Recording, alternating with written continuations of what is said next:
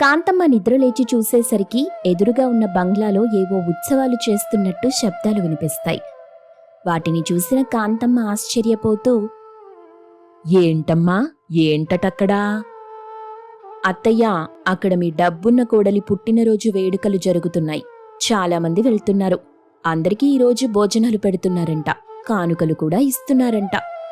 ఓయబ్బో, పుట్టినరోజుకే ఇంత సంబరమా?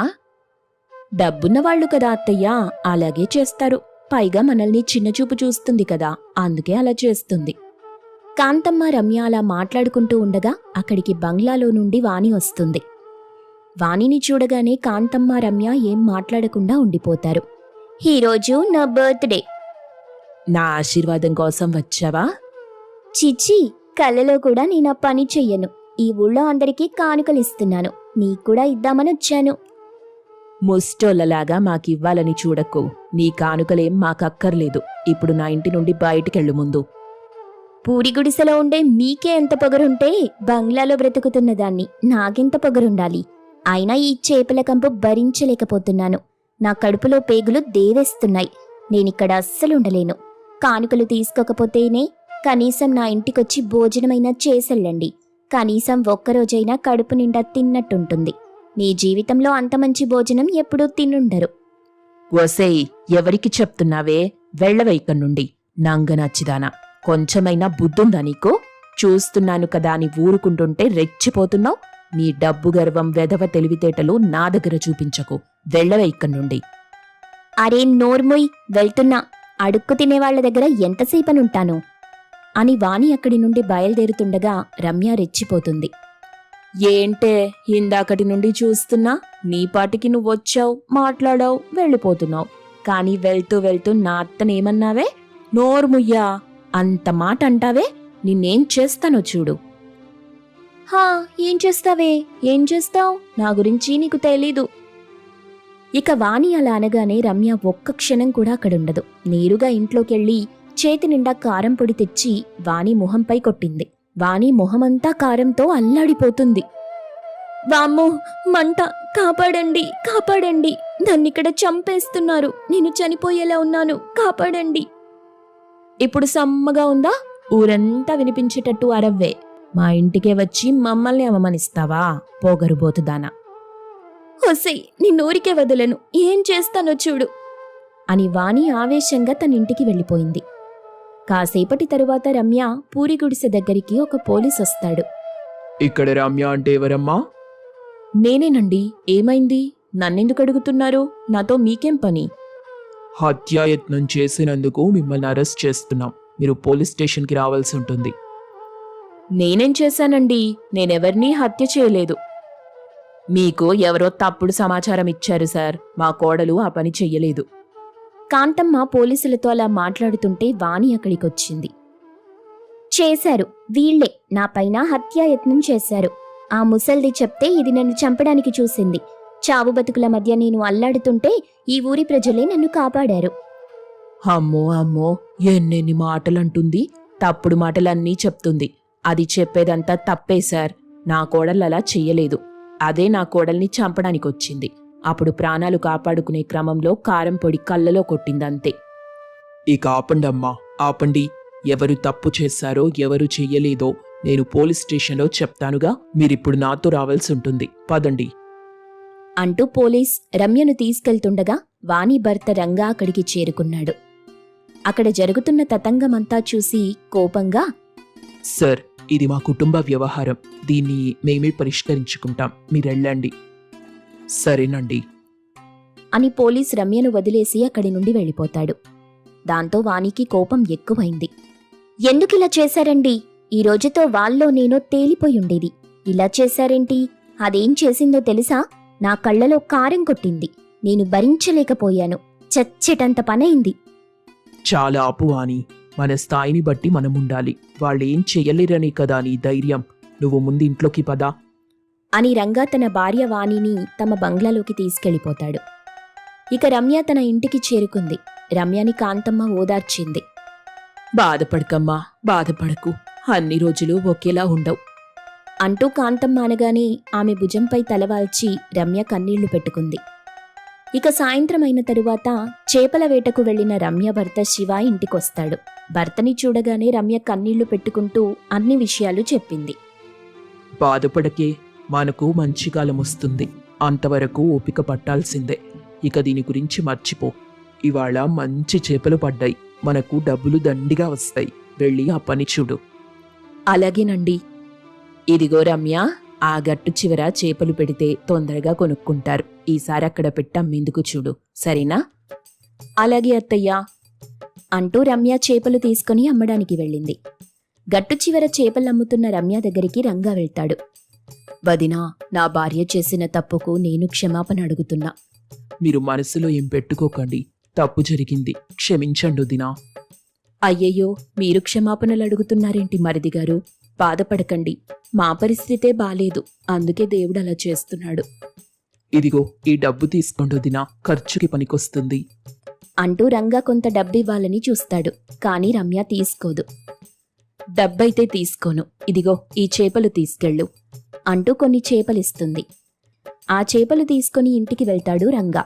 ఇంటికి వెళ్లిన తరువాత చూస్తే వాణి చాలా కోపంగా ఉంటుంది. ఇదిగో వాణి, ఈ రోజుకి చేపలతో పులుసు చేయించు. చాలా రోజులైంది తిని అంటూ చేపలిస్తాడు.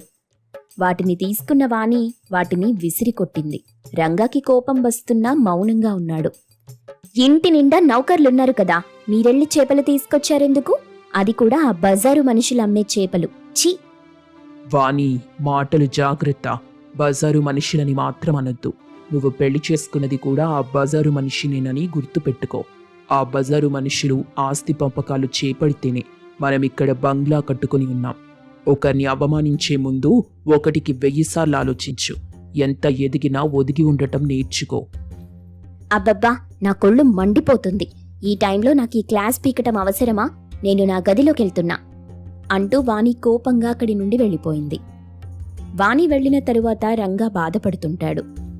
మరోవైపు పూరి గుడిసెలో చేపల పులుసు సిద్ధం చేస్తుంది కాంతమ్మ.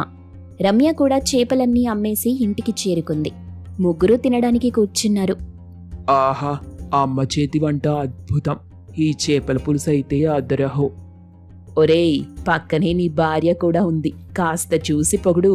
నేనెళ్లిన తరువాత నిన్నేం చేస్తుందో చూసుకో. మీరు ఊరుకోండత్తయ్యా, ఎంతైనా అమ్మలు చేసే వంటలు అద్భుతాలే కదా. అన్నట్టు ఈరోజు బేరాలు బాగా వచ్చాయి. మంచిగా డబ్బులొచ్చాయి. రోజు ఇలాగే వస్తే మనం హాయిగా ఉండొచ్చు. అవునరా, తుఫానుందంటున్నారు. ప్రభుత్వం వాళ్ళు తుఫాను హెచ్చరిక కూడా చేశారు. నువ్వు 2-3 రోజులు చేపల వేటకు వెళ్ళటం అవసరమా చెప్పు? అదే ఆలోచిస్తున్నానమ్మా. అందరం చేపల వేటకు వెళ్ళకూడదనుకున్నాం. అయితే మరీ మంచిది. ఈరోజు అత్తయ్య వంట తిన్నారు, రేపు నా వంట తిందురు. అప్పుడు కూడా మీరు మీ భార్య వంటని పొగడాలి, సరేనా? రమ్య అలా అనగానే శివ, కాంతమ్మ నవ్వుకుంటారు. పూరి గుడిసెలో అలా ఆనందంగా మాట్లాడుకుంటున్న తీరును బంగ్లాలో మేడపై నుండి చూస్తుంది వాణి. చూసారా అండి, వాళ్ళెలా ఆనందంగా నవ్వుకుంటున్నారో? ఇంత చేసినా వాళ్ళకి బాధ లేదు. అవమానం జరిగిందనే పౌరుషమూ లేదు. చూడు వాణి, అది చాలా చిన్న ఇల్లు. అయినా వాళ్ళంతా ఒకచోటే చేరి ఎంత ఆనందంగా మాట్లాడుకుంటూ తింటున్నారో చూడు. ఇంత బంగ్లాలో ఉన్న ఆ ఆనందం నీకు దొరకలేదు కదా. నీ డబ్బు గర్వంతో వాళ్ళని అనగగొట్టాలని చూశావు. వాళ్లను అవమానించావు. ఇంకా చాలానే చేశావు. అయినా వాళ్ళ ఆనందాన్ని దూరం చేయగలిగావా? వాళ్ళని విడదీయగలిగావా? ఏంటండి అలా మాట్లాడుతున్నారేంటి? నిజం వాణి, ఆ ఇంటి నుండి దూరమైనప్పటి నుండి నన్ను నేనే కోల్పోయాను. చాలా బాధగా ఉంది. అమ్మ చేతి వంట తినలేను, భార్యతో కలిసి తినలేను. ఇలాగైతే బంధం ఎలా నిలబడుతుంది చెప్పు? అంటే ఏంటి, మనం కూడా వాళ్లలాగా పేదవాళ్లవుదామా? ఆ చేపల కంపు మధ్య బ్రతికే కర్మ నాకు పట్టలేదు. ఛీ! అలా వాణిరంగా మాట్లాడుకుంటూ ఉంటే తుఫాను ఒక్కసారిగా ఎక్కువైంది. ఆ తుఫాను తీవ్రత వల్ల నదికి దగ్గర్లో ఉన్న ఇళ్లన్నీ నేలమట్టమైపోతున్నాయి. చాలామంది కూలిపోతున్న ఇళ్లలో నుండి బయటకొచ్చేస్తుంటారు. పూరి గుడిసెలో ఉండటం వల్ల రమ్య, శివ, కాంతమ్మలు నది ఒడ్డు నుండి దూరంగా వెళ్లి తమ ప్రాణాలు కాపాడుకుంటారు. ఒరే శివ, అక్కడ నీ తమ్ముడు చిక్కుకున్నాడు. వాడి పరిస్థితి ఎలా ఉందో ఏంటో. ఏవండి, మనిద్దరం అక్కడికి వెళ్దాం పదండి. అయ్యో, అక్కడ చూస్తే అన్ని ఇళ్ళు కూలిపోయున్నాయి. ఆ బంగ్లా కూడా నేలమట్టమైంది. ఒరేయ్, అలా అనకురా. ఎంతైనా వాడు నీ తమ్ముడు, అది గుర్తుపెట్టుకో. అది కాదమ్మా. సరే, అక్కడికెళ్ళి చూస్తానుండు. ఏవండి, నేను వస్తాను అంటూ రమ్య, శివ ప్రమాద ప్రాంతానికి వెళ్లారు. అక్కడ చావు బ్రతుకుల మధ్య కొట్టుమిట్టాడుతున్న వాణి, రంగా కనిపిస్తారు. ఏవండి, వాళ్ళిద్దరూ అక్కడున్నారు, వెంటనే వెళ్దాం పదండి. నువ్వు వాణి దగ్గరికి వెళ్ళు, నేను రంగాని చూస్తాను. అలా రమ్య, శివాలు ప్రాణాలకు తెగించి మరీ రంగా, వాణిని కాపాడతారు. వాళ్ళిద్దరినీ నదికి దూరంగా తీసుకొస్తారు. ఇంతలో ప్రభుత్వ వైద్యుడు ఆ ప్రాంతానికి చేరుకుని అందరికీ చికిత్స చేస్తుంటాడు. వాణి, రంగాలకి కూడా చికిత్స చేసి వాళ్ళని కాపాడుతాడు. వాణి ఆ డాక్టర్కి నమస్కారం చేస్తుంది.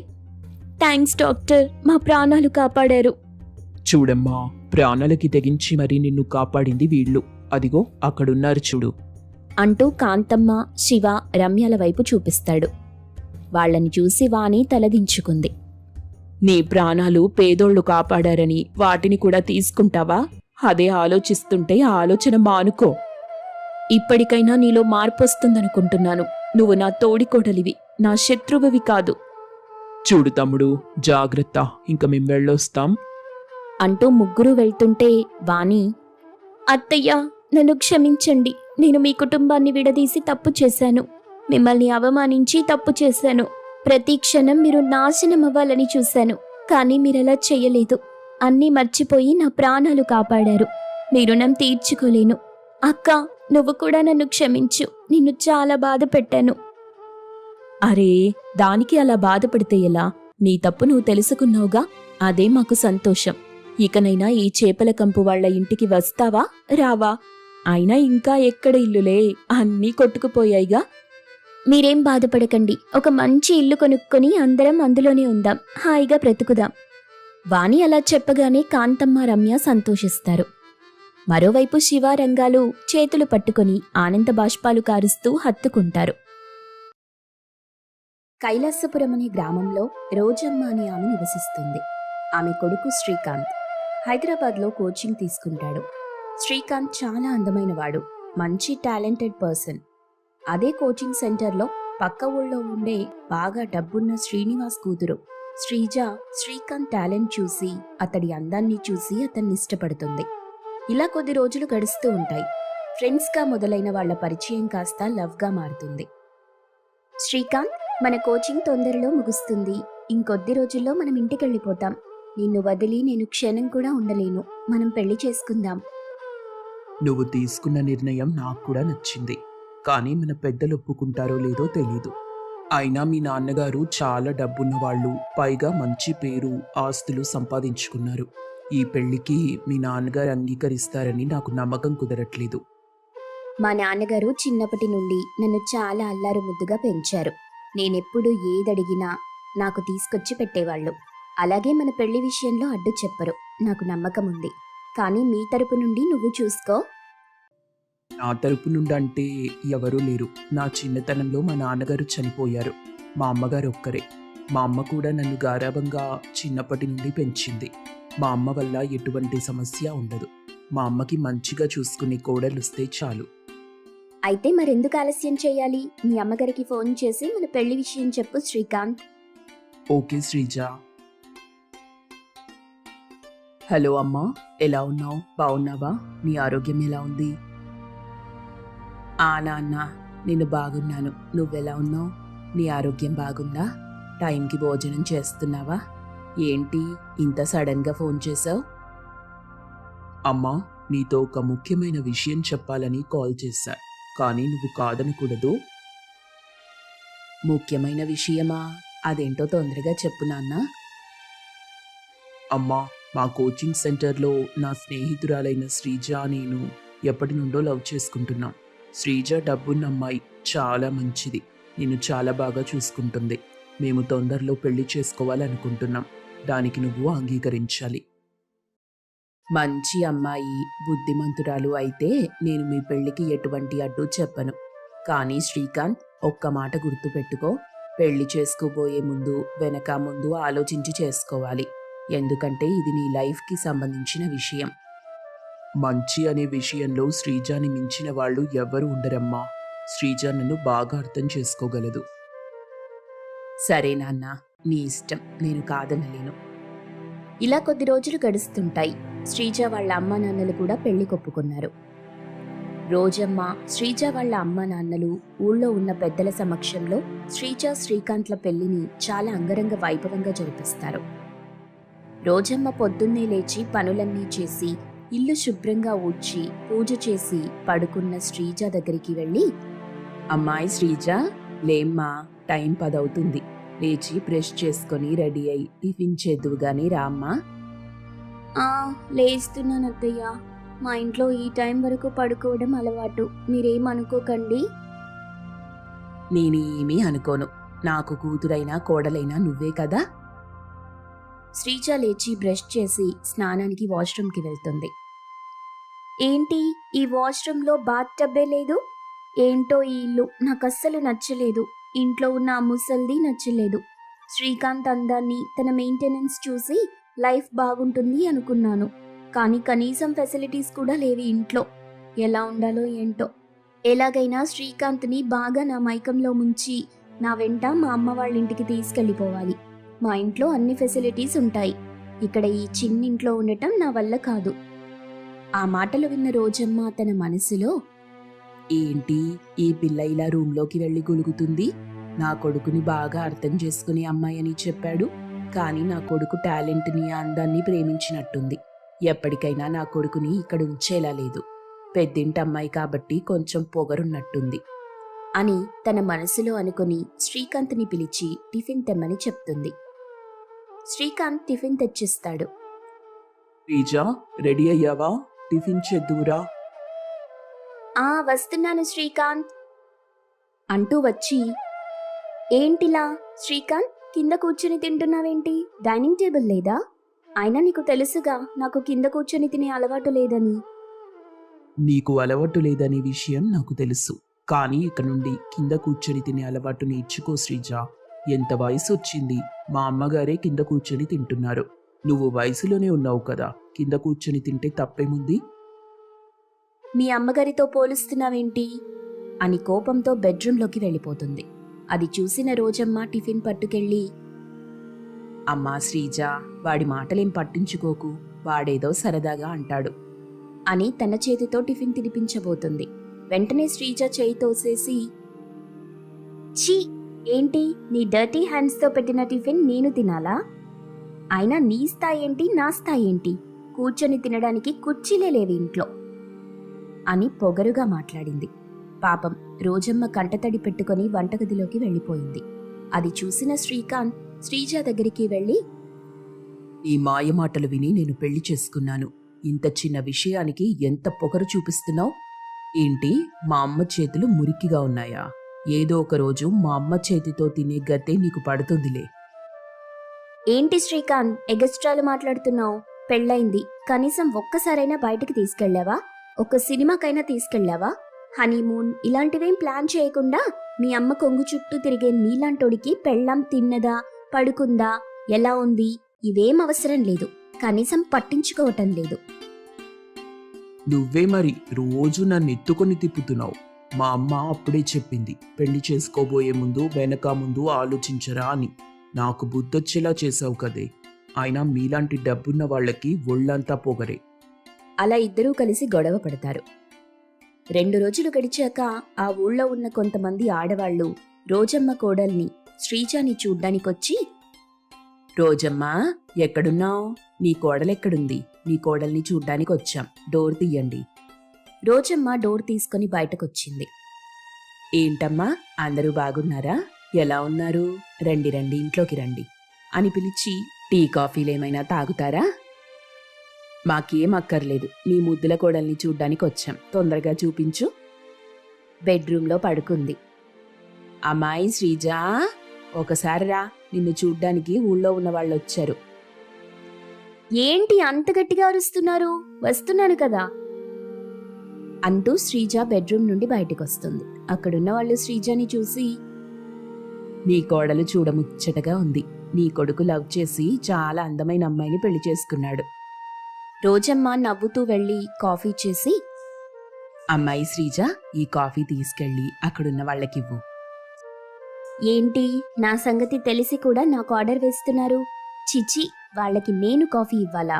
వాళ్ళ బట్టలు, వాళ్ళ అవతారం ఎలా ఉన్నారో. మా ఇంట్లో పనివాళ్ళు బెటర్ అని పొగరుగా మాట్లాడుతుంది. ఆ మాటలు విన్నవాళ్ళు, పాపం రోజమ్మ ఈ ఊళ్ళో చాలా మంచావిడ, కానీ ఆవిడికి దొరికిన కోడలు మాత్రం కొంచెం పొగరుబోతులా ఉంది. ఎంతైనా డబ్బున్న వాళ్ళు కదా అని మాట్లాడుకుంటారు. ఇదిగోండమ్మా, కాఫీ తాగండి అని రోజమ్మ వాళ్ళకి కాఫీ ఇస్తుంది. కాఫీ ఏం అవసరం లేదు, నీ కోడలు మాట్లాడిన మాటలన్నీ విన్నాం. నన్ను క్షమించండి, మా కోడలేదో తెలియక అలాంటి మాటలు మాట్లాడింది. మీరు మనసులో ఏం పెట్టుకోకండి. మా మనసులో నీ మీద ఎటువంటి తప్పుడు ఆలోచన ఎప్పుడూ లేదు. కానీ మాకు అర్థమైంది ఏంటంటే, నీ కోడలికి కొంచెం పొగరులా ఉంది. డబ్బున్న వాళ్ళకి మనలాంటోళ్ళు చాలా చులకనగా కనిపిస్తాం. కాబట్టి ఆ అమ్మాయి దగ్గర నువ్వు జాగ్రత్తగా ఉండాలి అని అక్కడి నుండి వెళ్ళిపోతారు. పాపం రోజమ్మ కంటతడి పెట్టుకుని శ్రీజాలో మార్పు వచ్చేలా చెయ్యమని భగవంతుని వేడుకుంది. అక్కడ జరిగిన సంభాషణంతా శ్రీకాంత్ పెరట్లో నుండి గమనిస్తున్నాడు. కోపంతో ఇంటి లోపలికి వెళ్తాడు. శ్రీజ చెప్పులు వేసుకుని ఇంట్లో నడుస్తూ కనిపిస్తుంది. ఇంట్లో చెప్పులు లేకుండా నడవలేవా? అసలు చెప్పులు వేసుకుని ఇంట్లో నడుస్తున్నావు? నువ్వు చదువుకున్న దానివేనా? నీకు బుద్ధుందా? ఎవరితో ఎలా మాట్లాడాలో కూడా తెలీదు. నీ అమ్మా నాన్నలు ఇలాంటి సంస్కారమేనా నీకు నేర్పించారు? ఇంట్లో కాకపోతే నీటిలో చెప్పులు వేసుకుని నడుస్తా, నీకేంటి ప్రాబ్లం? అయినా మా అమ్మ నాన్నల గురించి బ్యాడ్గా అనడానికి నీకు హక్కు లేదు. వాళ్ళ గురించి ఏమైనా తప్పుగా మాట్లాడితే బాగోదు శ్రీకాంత్. శ్రీకాంత్ వాళ్ళ అమ్మ దగ్గరికి వెళ్లి బాధపడుతూ, అమ్మా, నన్ను క్షమించు. తొందరపడి నిర్ణయం తీసుకుని ఇలాంటి పొగరుబోతు దాన్ని పెళ్లి చేసుకుని ఇంటికి కోడలిగా తీసుకొచ్చాను. నా వల్ల నువ్వు ఎన్ని మాటలు, ఎన్ని అవమానాలు పడుతున్నావు. అందరి ముందు కూడా చులకనైపోయావు అని బాధపడ్డాడు. నాన్న శ్రీకాంత్, మన కర్మ ఎలా రాసిపెట్టుంటే అలా తప్పదు. శ్రీజ బాగా డబ్బున్నింట్లో పుట్టి పెరిగింది కాబట్టి ఇలాంటి మర్యాదలు తనకి తెలీదు. తనే కొద్ది రోజులు పోతే మారుతుందిలే అని ధైర్యం చెప్తుంది. ఇలా కొన్ని రోజులు గడుస్తాయి. కానీ శ్రీజాలో మాత్రం మార్పు కనిపించదు. ఇంకా పొగరెక్కువైపోతుంది. శ్రీకాంత్ శ్రీజ పొగరు ఎలాగైనా తగ్గించి తనకి జ్ఞానోదయం కలిగేలా చెయ్యాలి అనుకుంటాడు. ఒకరోజు అనుకోకుండా శ్రీజ కాలు జారి పడిపోతుంది. అమ్మా నొప్పి, అమ్మో నా చెయ్యి, నా కాలు అని ఏడుస్తుంది. అప్పుడు వెంటనే రోజమ్మ, శ్రీకాంత్ పరిగెత్తుకొచ్చి శ్రీజాని లేపి డాక్టర్ దగ్గరికి తీసుకెళ్తారు. చెయ్యి విరిగిపోతుంది. చెయ్యికి కట్టువేసి ఇంటికి పంపిస్తారు. శ్రీజాని చూసి శ్రీకాంత్, రోజమ్మ చాలా బాధపడతారు. శ్రీజ ఏ పని చేసుకోలేకపోతుంది. టిఫిన్ కూడా రోజమ్మ తినిపిస్తుంది. టిఫిన్ తినిపించేటప్పుడు శ్రీజ కంట్లో నుండి నీళ్లు కారతాయి. అమ్మా శ్రీజ, ఎందుకు ఏడుస్తున్నావమ్మా? నువ్వేం భయపడకు, నేనున్నాగా. అన్ని పనులు నేనే చేసి పెడతా, నువ్వు ధైర్యంగా ఉండు. అత్తయ్య, నన్ను క్షమించండి, నాకు బుద్ధొచ్చింది. ఇలాంటి మంచి మనసున్న మీలాంటి వాళ్ళని ఎంతో అవమానించాను. ఊరి వాళ్ల దగ్గర కూడా మిమ్మల్ని చులకన చేశాను. నేను డబ్బున్న ఇంట్లో పుట్టానని పొగరు చూపించాను. కానీ ఆ పొగరు పోయేలా నాకిప్పుడు భగవంతుడు ఈ శిక్ష వేశాడు. నాకిప్పుడు అర్థమైంది, గౌరవం, ప్రేమ, మర్యాద, ఆప్యాయతల ముందు డబ్బెంతున్నా కూడా సరిపోదు. ఈ రోజుల్లో డబ్బుకు విలువ లేదు అని ఏడుస్తుంది. చాలా థ్యాంక్స్ శ్రీజ, ఇప్పటికైనా నీ మనసు మార్చుకున్నావు అన్నాడు శ్రీకాంత్. అప్పటి నుండి శ్రీజ, శ్రీకాంత్, రోజమ్మ ముగ్గురు కలిసి ఆనందంగా జీవితాన్ని గడుపుతారు.